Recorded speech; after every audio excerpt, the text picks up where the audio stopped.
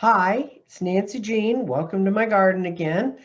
And I ask you guys to ask me questions all the time about information you want to know. And the other night when I was with LilacLantern, Andrea, we were talking about people who had just gotten a bunch of crystals, dumped them in a bowl. And there's nothing really wrong with doing that, but crystals, certain crystals sort of belong together and other ones don't. So this one woman said, I emptied out my bowl and I separated them, and now what do I do? How do I clean them? So we're going to talk about cleansing crystals today. And there's a couple different things you'll hear. People always say, oh, put them in salt water. Well, I'm going to show you a cautionary tale. This is a piece of selenite, and I don't know how clearly you can see it, but it's beautiful. When I first got it, it was slick and smooth and everything.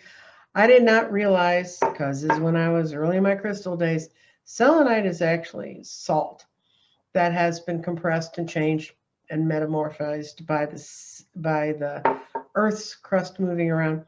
And when it comes out, it kind of looks like this. It's really pretty, kind of white crystal, but they can polish it up and make this thing could just shone like anything, but you can see it's all pitted now. That's because I put it in water. So first word of caution, I don't think I'd go put every crystal I have in water. Um, Matter of fact, I don't put any of them in water except pyrite when I need to clean it to put it into a grid, because pyrite has kind of dirty things on it and look very metallic. And pyrite, you'll know, it's fool's gold. It's hard to miss. And any stones that are like aventurine, like this one, or quartz, like this one, they could withstand the water, but a lot of crystals can't. So rather than wondering, is this one really hard enough? Because trust me, this thing looked like a highly polished piece of wonderment. And I still love it. It's my crystal. I'm sorry I heard it. But so there are other things you can do that are not going to hurt the crystal. One of them is pass them around a candle with the intention of you're clearing off any energy that's attached to it. If you don't want to do that, you can burn incense, which I'm lighting over here. That's why I have to look away, because I don't want to burn myself up. But create incense. And this happens to be frankincense and myrrh, which is a lovely fragrance. And it doesn't have to be white sage. It can be white sage. The other thing you can use that requires a certain amount of flame and maybe makes you feel happier because it uses flame and smoke and stuff is to light a Palasanto stick.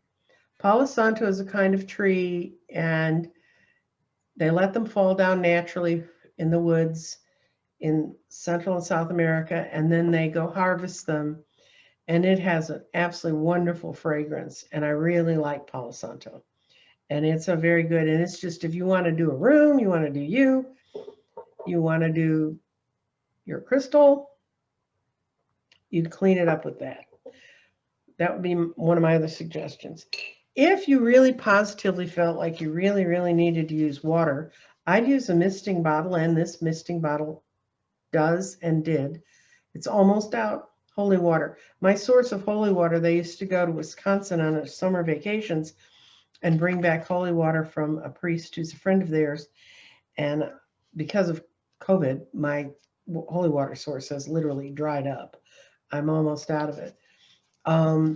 In holy water, you can mix stuff called Florida water, which has a very lovely flowery fragrance.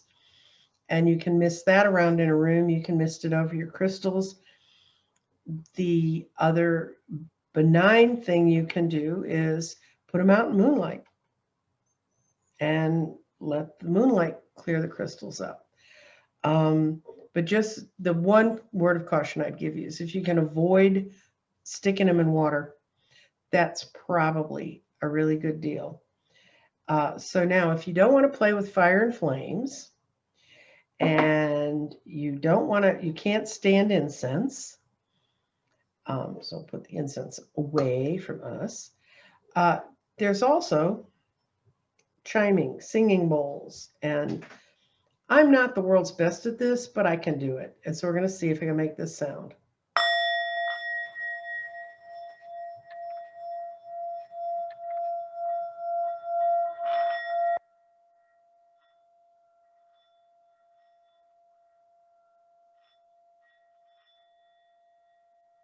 And the trick to making that sing like that, you can get a lot louder. It's a very meditative sort of movement, and it's not one I'm particularly good at because I like to do things quickly, and that takes a long, slow movement. You can use a chiming bowl. You can use a little bitty bell. I used to have a little bitty silver bell in my bag that I would ring around if I thought something odd had happened near my table. You also, if you don't have chimes, you don't have bells, you don't have water, you don't have the moon's not out, and you have something you want to sort of calm down and clean up, clap your hands. And you'll see readers do that occasionally. After they're finished with the deck, they'll put their hands over it quickly and clap it. That's to dispel that energy, tell it, get out of here. It's a lot of what's in your mind when you're doing it to make it work. You can also clap a room clear. If you think something in a room feels a little bit off, you just go clap up and down in each one of the corners and tell it it's your room and you want whatever it's there to be out of here. So that's kind of my world's quickest course on cleansing crystals. So for the lady who had the bowl full of crystals and she's now trying to figure out what to do. The other thing is, once you get your crystals set out, hold them. Just hold them in your hand and see what they feel like and see if they're together, if you can kind of feel a connection for them. Just use your intuition. It's a good way to practice using your intuition. And I want everybody to know those are not orbs. That's my incense blowing across the screen. This is the different kinds of incense I happen to have in house today. I had white sage. I had frankincense and myrrh. I have precious lavender, which will make your house smell like your precious grandmother's closet.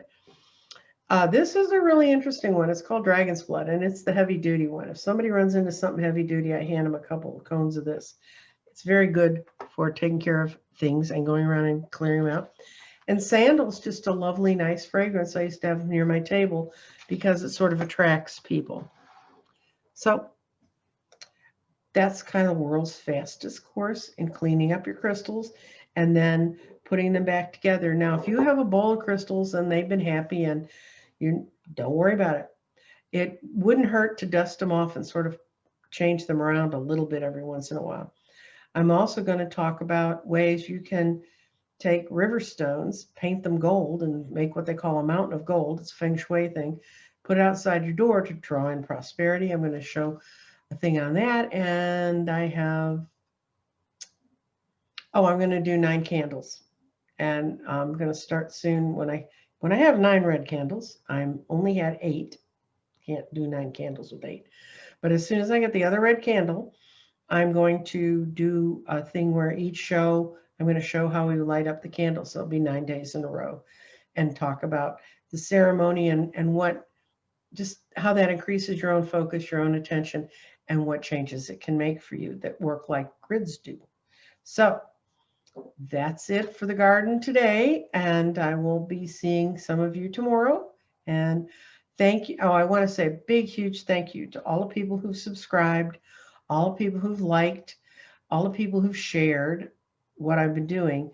But also, I want to thank the people who've been so kind and written me so many lovely notes and ask questions. If you ask questions, then I can help you. Some people said it's really nice to get a whole lot of different views of different things. And I really like knowing about diverse things, and we will be talking about it. Today I'm going to go get the crystals for the crystal that Andrea and I sort of came up with the design for. I'm going to the crystal shop to get a few crystals that I do not have in my collection to put in there. And I may have a show where I actually show you how I build that crystal, how I make the decisions. And I won't glue it down or put it together because I'm going to do that with Andrea, but we can look at what the options are. So for those of you who are still, how do you build a crystal grid? You just build it. But if you build it, it will come. And we'll get together on that one too. So I look forward to seeing you, and you have a good day. Bye-bye.